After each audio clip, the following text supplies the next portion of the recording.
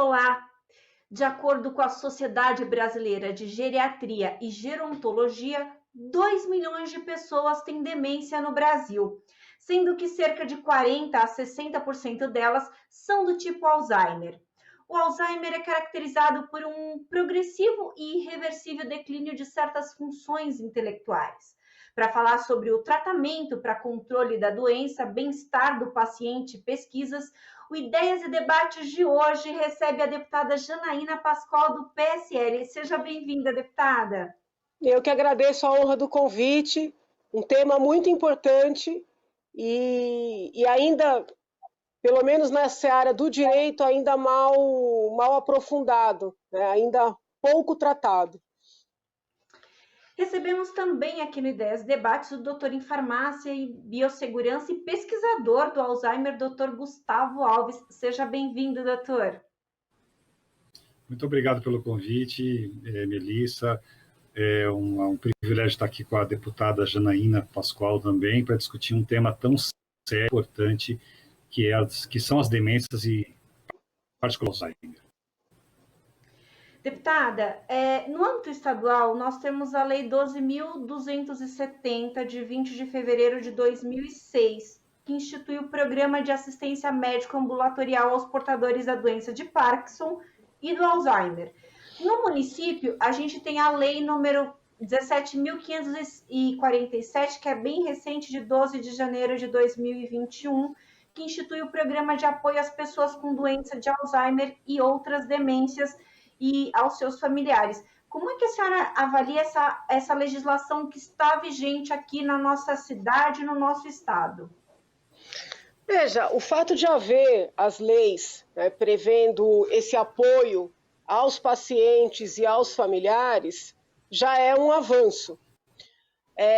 Inclusive, existem também equipamentos voltados para a melhor idade, seja para que essas pessoas possam passar o dia, seja para aquelas pessoas que não têm mesmo onde morar e possam, inclusive, ter moradia. Então, existe uma série de programas, de projetos legislativos sendo desenvolvidos, né, para tentar fazer frente a esse novo desafio.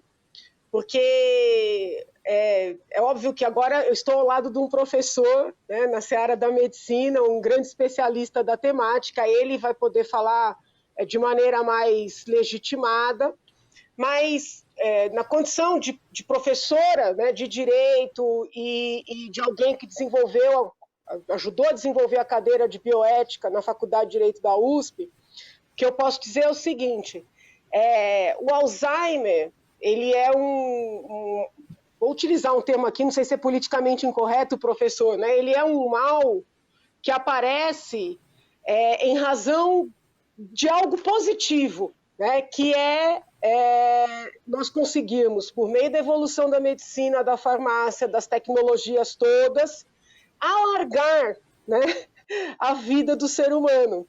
Então, quando surge o Alzheimer, quando surgem as demências, quando as pessoas passam a viver mais, né? Quando as pessoas passam a viver mais, surgem esses novos desafios.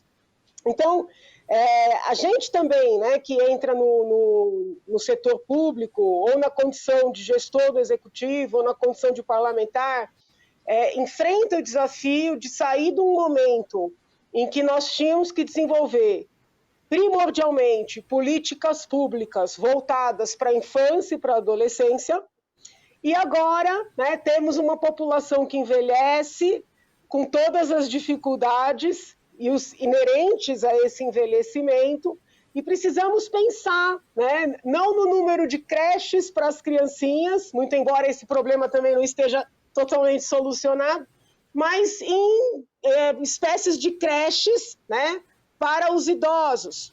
E o Alzheimer surge nesse contexto.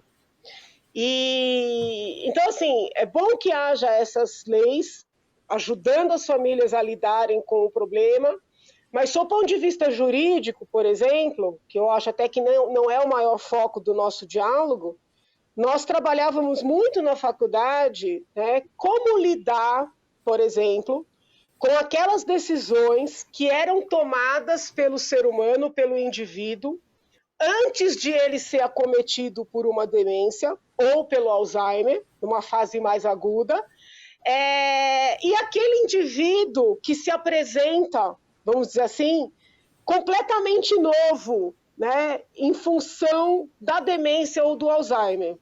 Deixa eu tentar explicar, porque é muito importante ouvir o professor sobre isso também. Quando uma pessoa é acometida por um câncer, por uma doença grave, essa doença pode devastar essa pessoa, né, fisicamente, emocionalmente, psicologicamente, mas ela será a mesma pessoa. É óbvio, todos nós, quando enfrentamos situações, sofremos transformações, mas intelectualmente é a mesma pessoa, né? Talvez alterada por um momento da vida, mas ela é a mesma pessoa. Quando a gente fala de demência, de Alzheimer, a pessoa que decidiu antes não é a pessoa depois, né? Mentalmente falando. Então, como é que a gente lida com decisões tomadas antes? Vou dar um exemplo bem objetivo aqui, que era tema de debate na faculdade, as diretivas de fim de vida.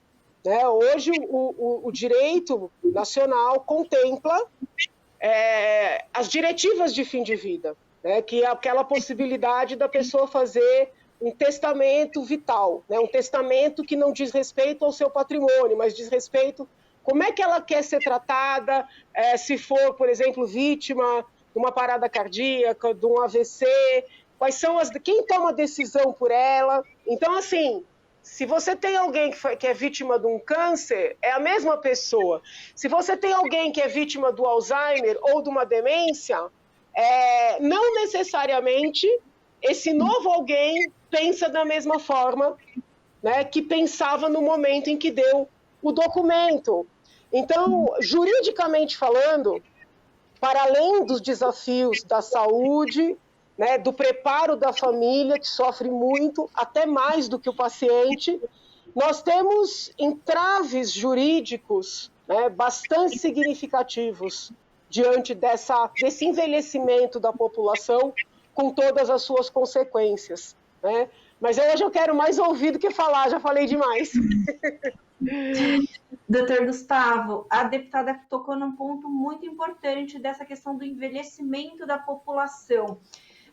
E a gente sabe que com isso a medicina também tem que acompanhar esse processo, né? Eu queria saber se o diagnóstico é algo fácil a ser feito com relação ao Alzheimer e se outras doenças eventualmente podem ser confundidas com o Alzheimer. Bom, eu queria dizer inicialmente que quando a deputada diz, olha, ela ali cuidadosamente, né? Vou falar que o Alzheimer tem o lado do ruim, que é pelo bom, ela fala com bastante correção. Aliás, é uma característica dos advogados. Bom, eu tenho duas lá em casa, doutora, que eu sei como que funciona a coisa. Quando o advogado fala, ele fala com uma clarividência incrível, né? Mas, sim, porque a expectativa de vida, o ser humano está vivendo mais. Veja, era vivíamos até 30, 32 anos. Começo do século XX até os 40. Pós-Segunda Guerra, com a revolução da farmacologia, dos medicamentos, nós ampliamos essa expectativa para 62 anos. Hoje, no Brasil, 2021, com todos os problemas que nós temos, nós vivemos 75,8. As mulheres, em média, 78 a 79 anos e os homens, 72. As mulheres vivem, em média, 6 anos mais do que os homens. Na Suécia, hoje, 81 anos. E o Brasil tem características interessantes do envelhecimento. No estado do Maranhão, a expectativa de vida é de 69 anos. No estado de Santa Catarina, é 79 anos. São 10 anos de diferença, dadas as questões de equipamento de saúde, acesso à saúde, questões sanitárias, o saneamento básico, água tratada e etc. Então, essa é uma questão muito importante, tem que ser tratada. A doença de Alzheimer é uma doença, ela foi identificada no começo do século XX, lá em 1906, mas ela só foi realmente investigada com maior profundidade a partir do começo dos anos 90, por questões que a gente não precisa mencionar aqui. A gente muito técnicas, mas que dizem respeito a fundos foram identificados lá em 1906, depois em 1910, e que a medicina acabou não se dando conta somente em 95, quando médicos da Universidade de Frankfurt, na Alemanha, foram literalmente olhar os arquivos médicos, para quem não sabe, arquivo médico é papel, hoje a gente fala na nuvem, né? Eu vou olhar um arquivo, eu vou olhar no computador, naquela época eles foram olhar os arquivos médicos e acharam os achados de Alzheimer. Então, vai sair, todos que estão assistindo, que era muito comum nos anos 70, a gente usar a seguinte expressão, esse velho, né, entre aspas, esse velho está caduco, é caduquice, é esclerosado. A palavra Alzheimer, ela não estava incorporada, porque a gente não tem conhecimento sobre a demência de Alzheimer. E aí você toca num assunto muito importante, Melissa, que é a diagnóstico, porque Alzheimer é uma das demências. A gente entende por isso uma série de distúrbios, como se fosse um guarda-chuva, uma síndrome, que envolve fatores que vão desde o aspecto cognitivo até os de comportamento. O grande problema, e aí vai do que a deputada disse, do Alzheimer, é o fator da cognição, para a gente entender facilmente. É tudo aquilo que permite que eu me comunique com o ambiente que eu vivo. A cognição é a capacidade de eu olhar agora essa imagem, reconhecer a deputada, a Meli, ver que eu estou na frente de um notebook, articular uma palavra e transformar em fonema, ouvir, enxergar. E o indivíduo com Alzheimer, ele tem um declínio cognitivo, ele começa a perder a capacidade cognitiva. Claro que uma das primeiras coisas que a gente percebe, não exatamente no início da doença, mas no decorrer, é a dificuldade de tomada de decisão, é o juízo. A gente vê pacientes com Alzheimer, eu trabalho muito tempo com pacientes com Alzheimer, que colocam 2 camisas, muitas vezes, 2 meias, porque não conseguem decidir que camisa que eu ponho, que calça que eu coloco, eu almoço ovo. E isso, na questão das decisões, principalmente de cunho legal, jurídico, facilidade de assinar um documento, alguma coisa do tipo. Uma vez eu dei uma palestra, há uns 3, 4 anos, uma senhora disse, olha, Gustavo, certa vez, quando meu marido começou a apresentar os sinais, nós fomos numa pizzaria, e na hora dele dar a gorjeta para o manobrista, ele deu uma nota de R$100. A manobrista falou, mas o senhor está me dando R$100? Ele não tinha ideia do que era mais, entende? Então, e o diagnóstico, para finalizar aqui a sua questão, ele é muito difícil. Por quê? Porque Alzheimer é uma das demências. Como você disse, corresponde a 65% a 70% das demências. Temos a vascular, que é a segunda. Temos a demência por corpúsculos de Lewy, ou corpos de Levy, que causa alucinações, é muito parecido com Alzheimer e tremor, igual a Parkinson. Temos Parkinson, que é evoluência. Temos a demência de Pick, Huntington. Tem a demência da vaca louca, que é a de Jacob. Então, as demências, elas provocam cognitivas. Exame hoje, você vai para Alzheimer, olhar exame hematológico, sei lá, B12, plaqueta, hemoglobina, eu vou olhar sorológico, uma das primeiras coisas que o médico excluiu é o sífilis, a neurosífilis, ele vai pedir um VDRL, e exame de imagem.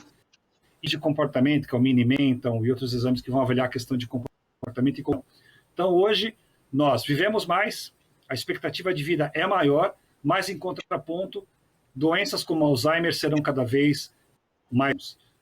Finalizando, hoje, Estados Unidos, que é o país que mais ganha, a cada 67 segundos, um diagnóstico de Alzheimer.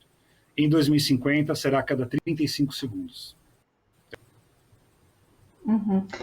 Deputada, antes de perguntar para a senhora, eu queria pedir para a senhora ir um pouquinho para a direita para a gente ver a senhora um pouquinho melhor. Isso mesmo. Tá bom. Deputada, a Associação Brasileira de Alzheimer afirma que quando a doença é diagnosticada no início, é possível retardar o seu avanço, né? A senhora avalia que o investimento no diagnóstico precoce poderia gerar economia para o Estado, para os estados, né, de um modo geral? Olha, eu como acompanhei algumas situações concretas, né, de pessoas conhecidas, eu corroboro o que o professor falou da dificuldade de identificar, né? Já vi pessoas com condições, com acesso com convênio, primeiro recebem o diagnóstico de uma demência X, depois de uma demência Y, depois de Alzheimer.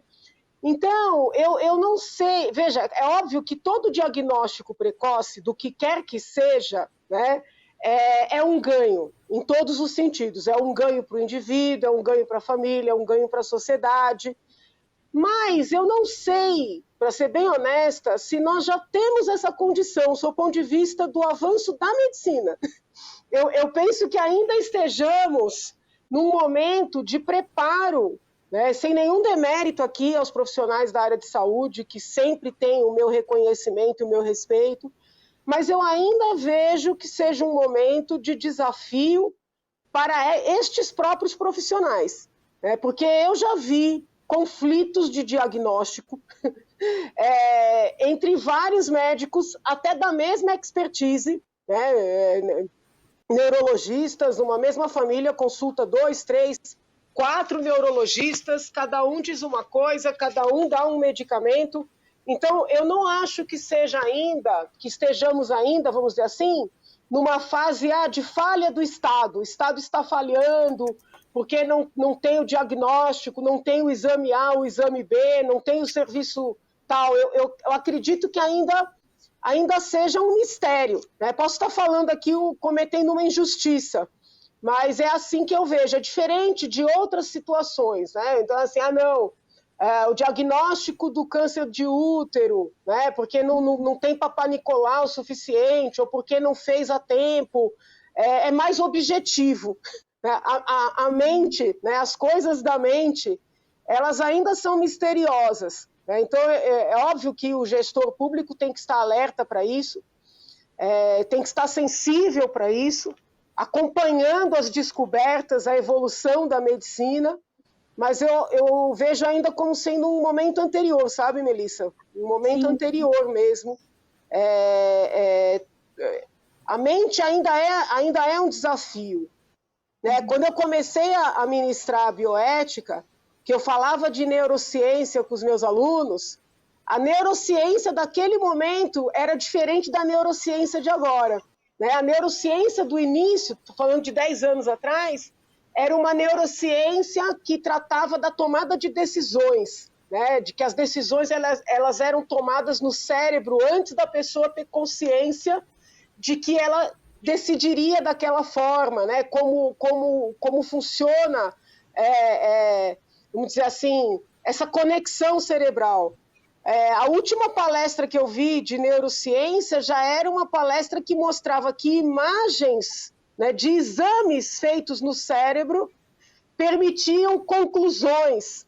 Então, assim, é uma seara que sofre uma evolução muito rápida, inclusive vamos dizer assim, de ressignificação da terminologia. Né? Não sei, eu estou aqui é muito duro conversar com um professor. Então, assim, o senhor, por favor, se eu estiver falando alguma besteira muito grande, o senhor me corrija, porque eu acho que o público tem o direito a ter a melhor informação. Eu sou uma curiosa, o senhor é um conhecedor. Então, assim, eu acho que é um desafio para todos nós, essa temática, né?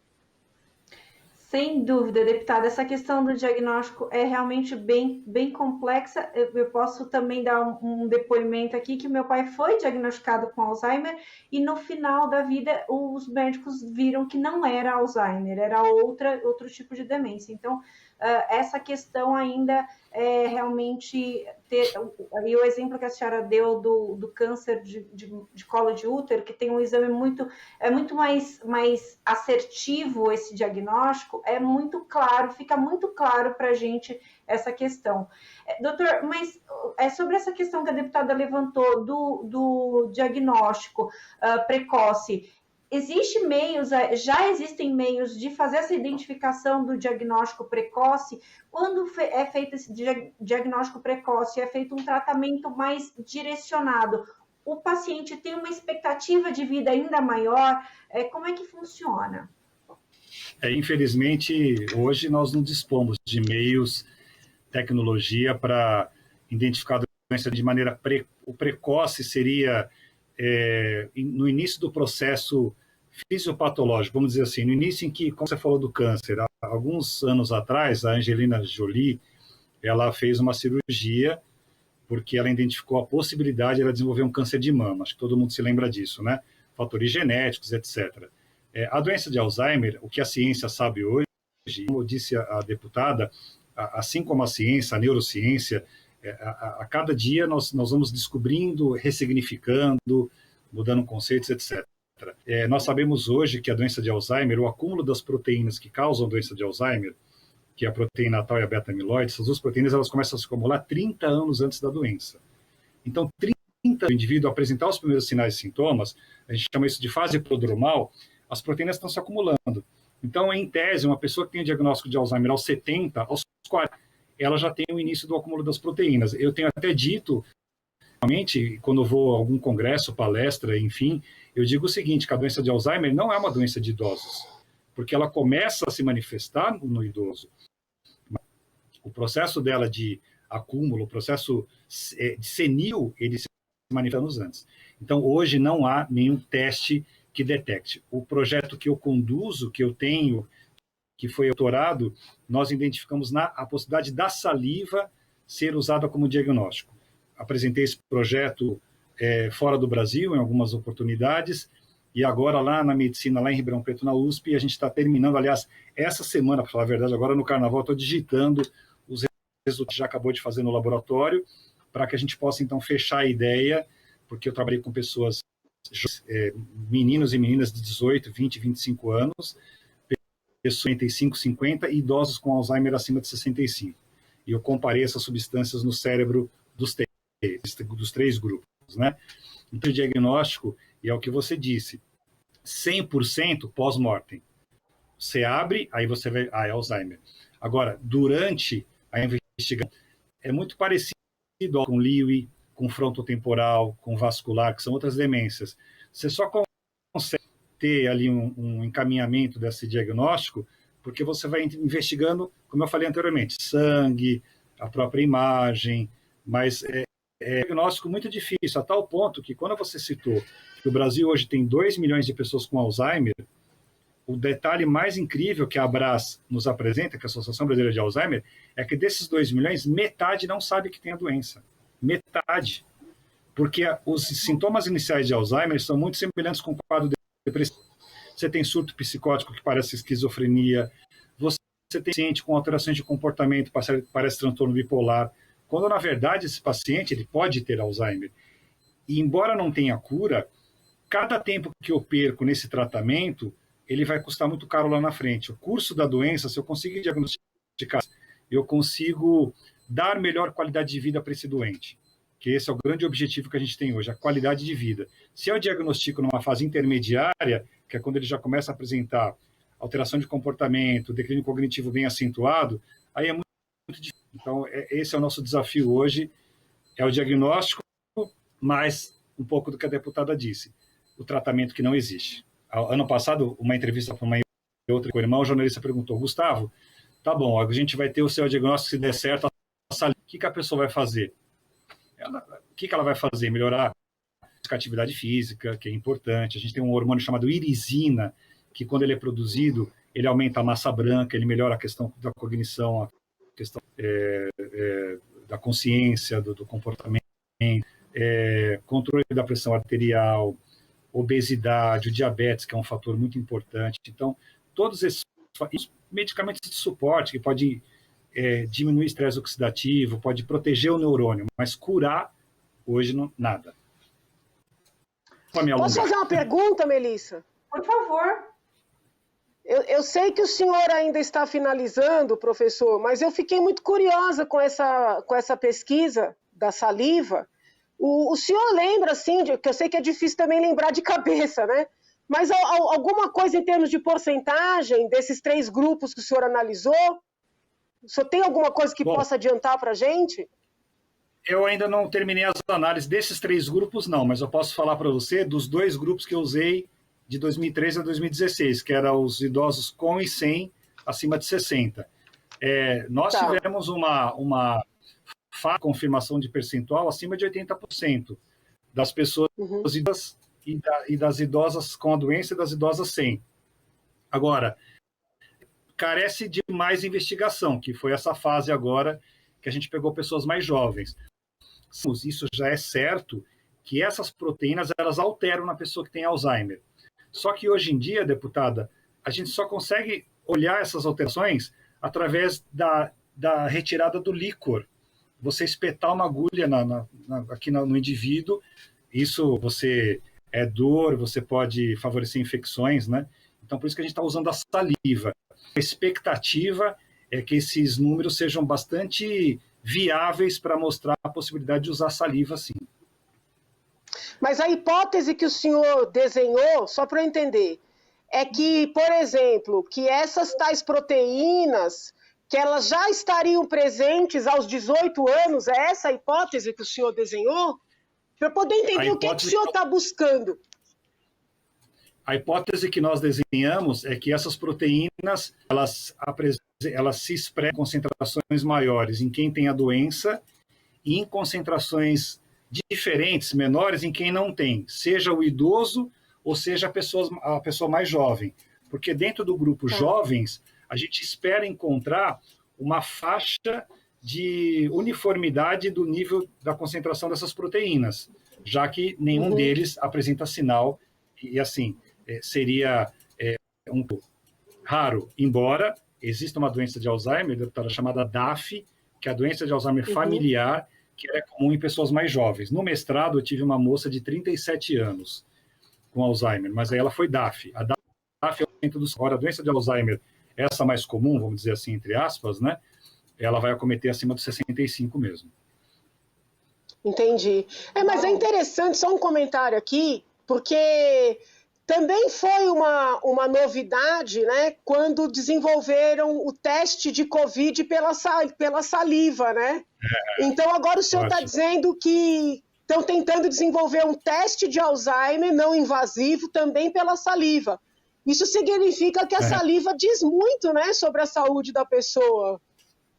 Veja bem, eu tenho que voltar aqui. Quando eu comecei a escrever o trabalho da tese, as pessoas falavam, você vai olhar saliva, cara? Saliva é resto de metabolismo, saliva é processo digestório, você não vai achar nada. Bom, hoje, deputada, e quem está nos assistindo, Melissa, eu faço exame de AIDS pela saliva com resultado em 15 minutos. Eu faço proteômica para câncer de mama pela saliva. Eu faço cortisol para olhar estresse pela saliva. Se tornou, de 10 anos para cá, agradeço a bola que foi minha aqui agora, a saliva se transformou de 10 anos para cá, assim, muito mais do que simples processo digestório.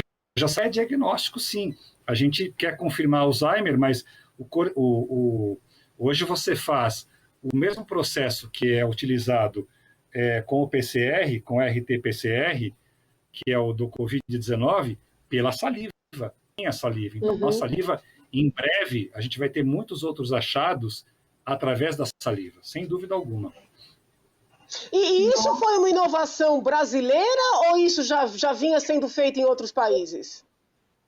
Bom, a saliva no Alzheimer, o nosso projeto foi o primeiro. Quando nós começamos a escrever na saliva, e foi duro, porque sem nenhum incentivo governamental, né? Buscamos parceria, até hoje tem sido difícil, mas conseguimos aí uma parceria com 2 empresas privadas, uma empresa alemã e uma empresa brasileira que nos ajudou. Aí, de lá para cá, surgiram mais algumas pesquisas, mas saliva, podemos dizer que hoje nós somos os pioneiros em pesquisar saliva, sem dúvida alguma, e essas substâncias que eu relatei agora há pouco. Parabéns, que beleza, parabéns. Eu estou acompanhando a fala da senhora e do doutor Gustavo, e falando, a gente está aqui ajudando a escrever história, né? Porque o doutor está falando em primeira mão no nosso programa, estamos ajudando aqui também a escrever história, isso é muito bacana. Muito obrigada, viu, doutor?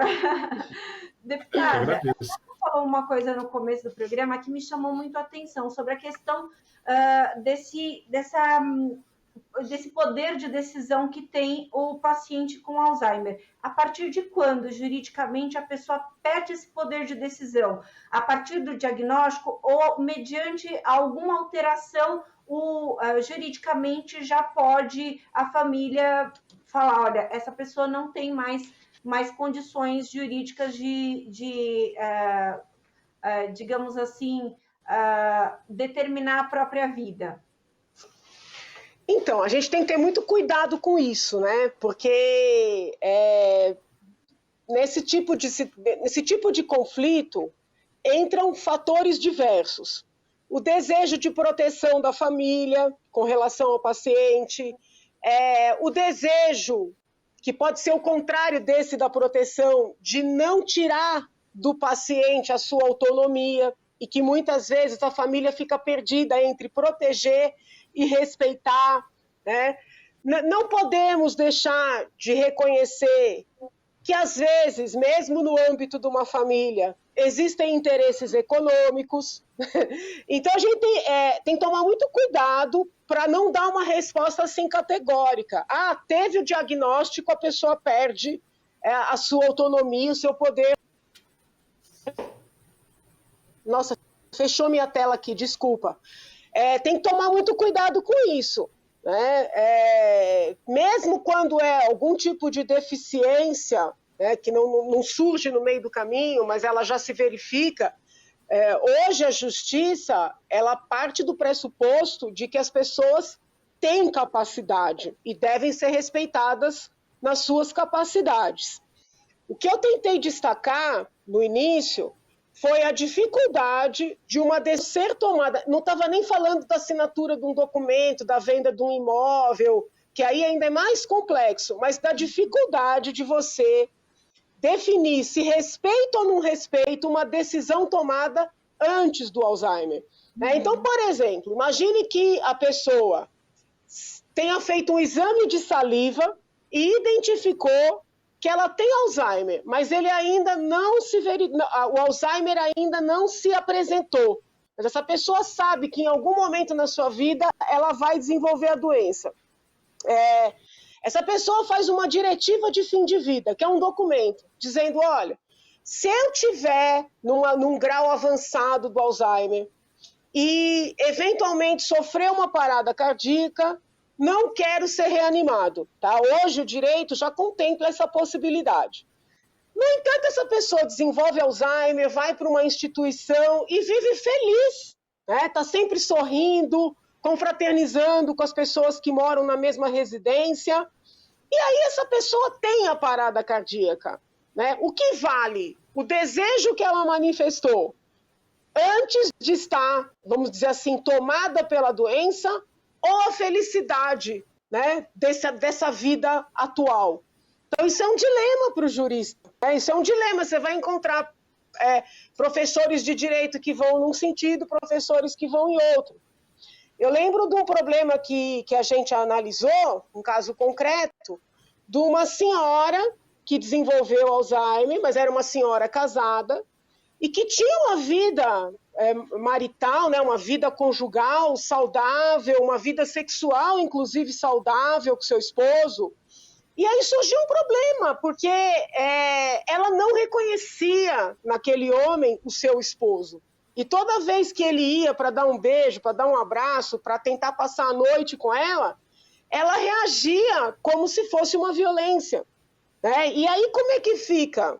Entendeu? E se fosse o contrário? Né? Essa mulher, na verdade, quer seguir com a sua vida sexual com o seu parceiro, mas a família entende que ela não pode. Então, assim, são dilemas para os quais ainda não existem respostas categóricas e talvez elas nem cheguem, porque são problemas complexos que a gente tem que analisar caso a caso, respeitando a autonomia daquele indivíduo, o sentimento daqueles familiares, né? Muitas vezes um parente reage de maneira diferente do outro, um filho reage de maneira diferente do outro, isso gera conflitos. Então, assim, o médico que lida com essa doença, ele é um médico mais do que do paciente, ele é um médico da família. Então, assim, eu gostaria de poder te dar as respostas, Melissa, olha, é isso, é aquilo, mas a verdade é que é um desafio complexo, entendeu? Mas é importante que quem lida com essa temática esteja consciente do tamanho do problema, né? Porque você tem que respeitar o doente, a pessoa, antes e depois. E, às vezes, são pessoas diferentes no mesmo indivíduo. Né? Não sei se eu fui clara o suficiente. Mas, sabe, os agentes do direito usam uma expressão que cabe muito bem nessa conversa, que não as pessoas do direito não podem usar as letras frias da lei, ou seja, tem que interpretar tudo que está acontecendo ali com o ser humano, né, para que seja tomada a melhor decisão na hora de uma decisão judicial. Então, bem clara, a senhora foi muito clara aí nas suas colocações. A senhora me ouviu, deputada? A senhora conseguiu me ouvir? Ouvi, eu estou preocupada que está caindo a minha internet aqui e eu estou colocando na tomada e não está carregando. Por isso que eu estou trocando de tomada aqui. Não fique agoniada, não. Estou te ouvindo. Tá. Doutor, eu queria perguntar para o senhor sobre o Sistema Único de Saúde. Ele oferece o tratamento para o Alzheimer depois que o paciente é diagnosticado. Ele tem um acesso fácil a esse tratamento no sistema? Atualmente, sim. Nós temos instrumentos legais, abrindo a questão até para o idoso, Estatuto do Idoso, nós temos a própria lei que protege o idoso, nós temos esses marcos regulatórios, aí, se é que a gente pode chamar assim. A questão do tratamento, as drogas que a gente usa para Alzheimer hoje, para tratar a doença, todas elas não têm mais patente. Significa que todas elas têm um custo mais acessível, porque tem genérico, tem medicamentos similares, então isso facilita muito a questão do próprio fornecimento pelo sistema público. A última droga que não tinha patente, que era uma delas a rivastigmina, que é aquele desdérmico que o idoso usa aqui no dorso, ele foi incorporado ao SUS há 2 anos atrás, 2 anos. Então, nós já não temos mais essa carência desse medicamento. Era um medicamento caro, era um medicamento de difícil acesso e que hoje as pessoas com Alzheimer têm, elas têm condições de ter esse remédio. Portanto, elas têm acesso ao tratamento. Eu quero lembrar que o tratamento para a doença de Alzheimer é um tratamento que deve envolver toda a equipe multiprofissional, não é um tratamento só do médico. A gente tem uma atuação muito importante do fonoaudiólogo, porque o paciente com Alzheimer, ele deglute errado, ele tem a tal da disfagia, aliás, é uma das maiores causas de morte, lembrando que as pessoas não morrem de Alzheimer, né? Elas morrem, a principal causa relacionada ao Alzheimer são os problemas respiratórios, pneumonia, etc. Você tem o papel da nutricionista, porque a alimentação tem que ter o mais próximo de uma alimentação pastosa, uma alimentação que não ofereça risco de engasgamento. Você tem o papel do educador artístico, ou isso estou pensando numa instituição de longa permanência que ofereça aí, tem condição, né? Que esse é um outro problema, onde ele vai ocupar o tempo todo datas diárias dele com entretenimento, com desenho, com pintura, com cozinha experimental, com prática, etc., que é quando chega o anoitecer, o paciente com Alzheimer, ele tem o que a gente chama de síndrome do pôr do sol. Ele fica muito irritado com o anoitecer. O anoitecer, para aquele momento da tarde em que começa a escurecer, ele fica muito alterado. Então, normalmente, até as ILPIs colocam spots de luz por trás da cortina, fecha a cortina para dar a ideia que está iluminado ainda. Então, quando anoitece, ele tem que dormir, ele tem que estar cansado para dormir. Essa é a ideia. Agora, o sistema público, pouquíssimas equipamentos públicos de saúde hoje tem a ILPI. A ILPI, que é a Instituição de Longa Permanência para Idosos, ela hoje, você tem no Brasil muitas, a grande maioria todas privadas. Há um custo hoje de R$ 9.500, R$ 10.000 para um apartamento para você ficar sozinho, ou 5, 6 mil para você morar com alguém dado que não é um hospital, a LPI é um centro de vivência. Então, hoje, acho que o grande projeto, deputada, e aí eu quero me colocar à sua disposição para qualquer dia, se a gente puder debater isso, lançar essa ideia, é o Estado olhar para o idoso nesse contexto. Eu não estou falando, o Alzheimer é um minha a mais, mas olhar para o idoso, porque o Brasil hoje tem 27,5 milhões de idosos. 27, nós crescemos exponencialmente. A população brasileira de idosos, ela cresceu em 32 anos, em 42 anos, o que a população da Europa Ocidental levou 120 anos para crescer. A queda da pirâmide populacional ela aconteceu em 40 anos. Então, não há sistema de saúde, governo, que dê conta, a não ser que tivesse previsto esse problema lá atrás.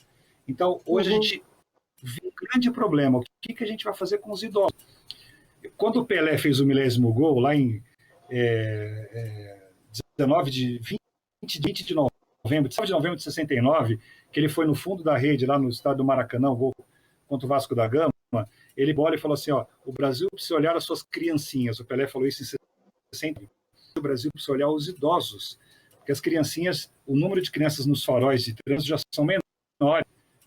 O problema que nós tínhamos há 40 anos hoje é o idoso, e a gente não tem o que fazer com o nosso idoso, que contribuiu a vida inteira na Previdência, que pagou as suas contas, os seus impostos, e hoje o sistema de saúde pública não consegue dar conta de atender isso. Acho que esse é o grande projeto que o Brasil precisa se virar.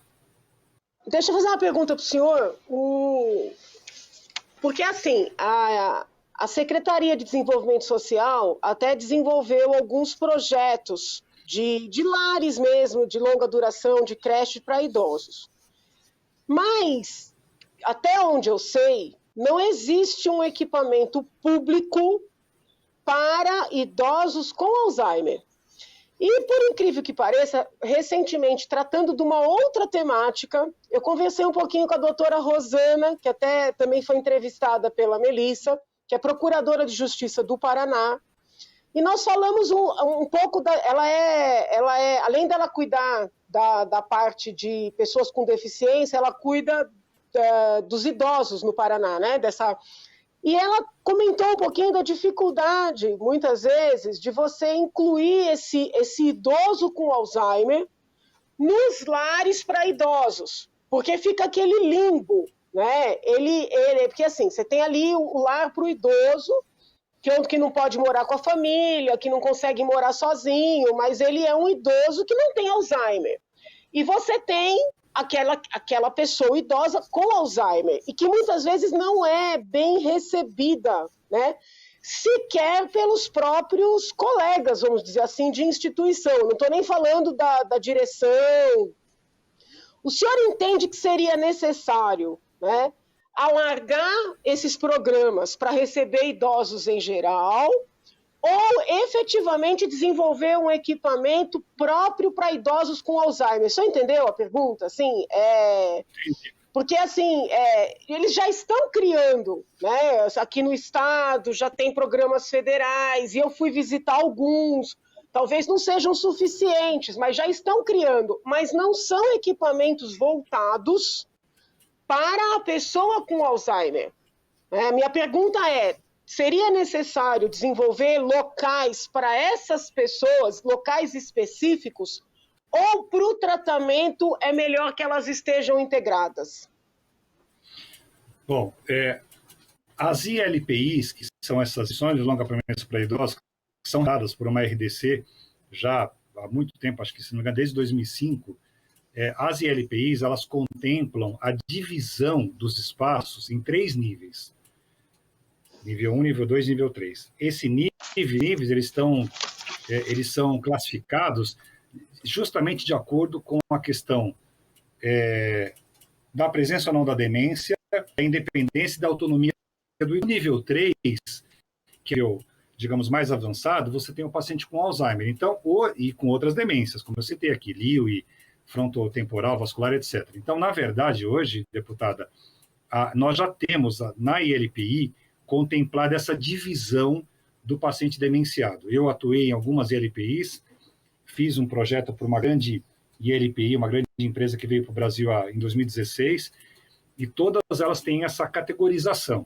Eu acho muito importante que não haja um isolamento do idoso. Então, nós vamos criar, então, vivência só com Alzheimer, até porque ele adentra essa ILPI com Alzheimer no nível inicial, onde conversa com você, onde ele pega o talher, onde ele toma banho, depois ele começa a ter o declínio. E aí ele vai avançando, um curso que vai, em média, 10 anos. Hoje, com medicamento, mesmo sem cura, ele pode viver 15, 16 anos. Quando ele atinge a fase avançada, que ele está usando fralda, que ele está com sondagem, que ele não consegue mais engolir, que ele não consegue, ele tem aquela face amímica que a gente fala, ele está olhando e não está vendo ninguém, ele está olhando para o nada. Quando ele perdeu, quando cortou totalmente a comunicação dele com o ambiente, aí ele está na fase 3. Respondendo a sua pergunta, hoje as ELPs contemplam essa classificação do nível 1, 2, 3, onde vai ficar lá o Alzheimer no nível 3, dependendo da fase da doença, e é possível, sim, você inserir esse idoso junto a outros. Deixá-los isolados, eu acho que seria talvez um castigo maior ainda do que ele já tendo, né? Porque é incrível dizer isso, e é um fato que a gente traz muitas lembranças sobre isso, né? Ele, aparentemente, ele parece que não sabe o que está indo ali. Pega a faca e vai agredir a filha, quando ele pega a chave do carro e tenta fugir, quando ele sai pelado na rua.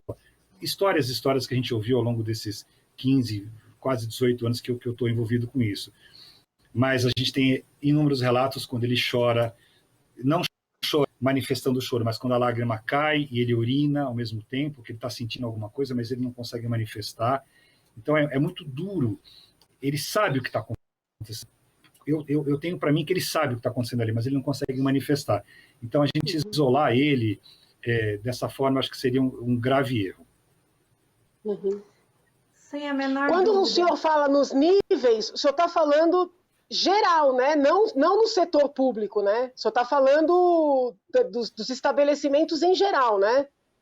Ou o senhor está falando de equipamentos públicos? Em geral, né? Tá bom. Em geral, a NDC ela contempla o público e o privado, a ILPI hoje ela é um instrumento muito mais privado do que público, é isso. Sim, não, isso, é que acho que eu estava perguntando do público. Esses que eu estou dizendo que estão sendo inaugurados são todos públicos, né? E, a princípio, não são voltados para idosos com Alzheimer necessariamente. Né? E talvez nós precisássemos, porque, assim, acho que a estrutura tem que ser diferente. Como o senhor mesmo falou, o risco da fuga, né? Porque, assim, uma coisa é aquele idoso que não tem onde morar, que não tem um parente que possa cuidar dele, ele próprio busca esses estabelecimentos públicos. O idoso com Alzheimer, ele precisa de um monitoramento, né, muito mais constante. Então, é nesse sentido que eu estava perguntando, não de uma casa privada, né, onde a família ou a própria pessoa pode pagar, mas um equipamento público, né? Nós precisamos dividir, deputada, o projeto que o sistema público hoje tem feito, como exemplo de, parecem minis comunidades, né? Mini bairros. Isso. Vilas, são vilas, isso. Isso, que é voltado para o idoso.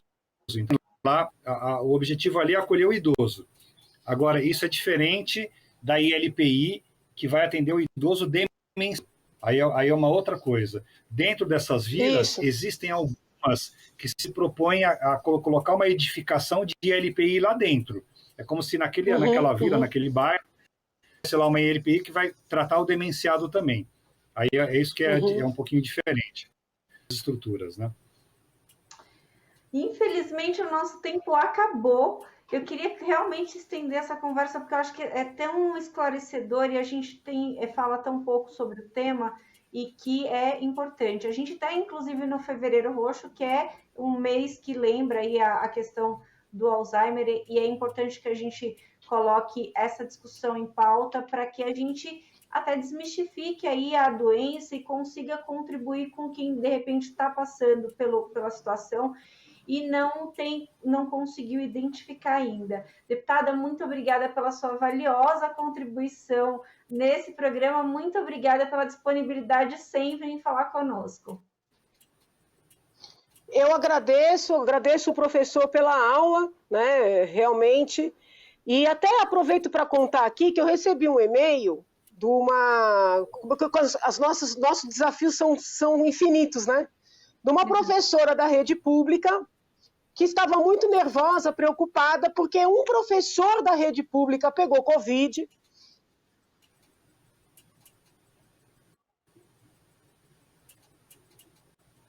Hospital para fazer por ele, mas ele não tinha para onde ir. Como ele perdeu mobilidade, né, ele perdeu autonomia por força da Covid, ele não tinha quem cuidasse dele, estava dependendo da ajuda dos vizinhos. E esse e-mail chegou para mim e eu fiquei assim também, sem ter o que fazer, porque nem é uma pessoa idosa, então não se adequaria naquele perfil das vilas, né, das vilas de dignidade. Não é um caso como esse que nós estamos falando, mas talvez seja uma situação equiparada, E aí nós percebemos a demanda. A assessoria entrou em contato com a assistência social do próprio hospital, que neste momento relatou que esses casos são comuns. Então são pessoas que até recebem o tratamento de saúde adequado, se curam daquela situação, mas precisam voltar para algum lugar, e porque precisam de cuidados especiais, não tem para onde voltar. Então, assim, o compromisso que eu assumo aqui com o senhor, professor, é levantar mais detalhes sobre essa situação, a demanda, e quem sabe a gente consiga caminhar juntos aí, ao encontro de alguns lares para essas pessoas, talvez não possam contar com suas próprias famílias. Bom, obrigada, professor, obrigada, Melissa, e um abraço para todos que nos acompanham. Obrigada, deputada. Muito obrigada, doutor Gustavo, que sempre nos ajuda, contribui aqui e falou aqui em primeira mão sobre a pesquisa dele aí do Alzheimer, que é bem importante, e nós nos sentimos honrados em divulgar também essa importante passo da ciência. A gente sempre vai a favor da ciência. Muito obrigada, doutor. Eu agradeço essa pesquisa, até pela questão da pandemia, eu tive que ir na casa das pessoas, porque a ideia era reuni-las, né? Então eu fui exatamente na casa de 75 pessoas, das quais 50 idosos, e 25 que com a doença. Então as histórias são incríveis. Eu conversei com pessoas que foram de grandes empresas, algumas relatando, outras o filho e a filha, e de repente adquiriram a doença. Então são histórias incríveis. A doença de Alzheimer realmente que traz um custo emocional muito grande à família. Eu agradeço o espaço, a gente está falando de Alzheimer aqui, outros canais, outras oportunidades que vêm acontecendo para falar sobre a doença. E uma coisa que é incrível também da gente citar aqui, desde o último congresso, aliás, do penúltimo congresso, que foi o congresso de Chicago, onde os resultados mostram que o fato de ser latino é um fator de inclusão para Alzheimer hoje, para os pesquisadores. Então, nós que nascemos para baixo, nós temos um fator de inclusão. Por quê? Porque a educação, a intelectualidade, a educação, ela é um fator de blindagem contra a doença. Você tem menos chance de ter a doença. E o nosso nível educacional está muito abaixo desses países de primeiro mundo, nós estamos pagando esse preço também. Então, nós, não só nós, o Brasil, na América Latina em si, ela entra como fator de inclusão para ter Alzheimer, claro, além da questão cardiovascular, outros fatores de inclusão que tem outros fatores clínicos, né? Então, a gente tem que correr com isso. A iniciativa da deputada é muito importante. Você é uma bandeira que nós temos, viu, deputada? Porque nós aqui embaixo, como diz aquele biquíni cavadão, aqui embaixo as leis são diferentes, né? Então, pode contar, a gente precisa da tua força de verdade, porque é um sofrimento muito grande, o que essas pessoas passam, o que essas famílias passam, de uma hora para outra, o pai e a mãe não reconhecem mais, você vive a sua vida inteira com seu pai, com a sua mãe, a mãe ele acorda com uma faca em cima de você, falando que você está ali na casa dele. É muito difícil isso. A gente precisa de iniciativas do governo, eu tenho certeza que com o seu apoio aí, com esse ouvido que você está dando para nós, quem sabe a gente vai fazer algumas coisas para poder trazer pelo menos esperança, né? Muito obrigado pela oportunidade. Eu que agradeço. Obrigada. Muito obrigada a você que nos acompanhou. Esse foi mais um Ideias e Debates. A gente falou do Alzheimer com a deputada Janaína Pascoal, do PSL, e com o doutor Gustavo, doutor em farmácia e biossegurança e estudioso do Alzheimer. Você fica agora com a programação da Rede Alesp. Você pode rever esse programa e outros programas da Rede Alesp nas nossas redes sociais. Muito obrigada e até a próxima.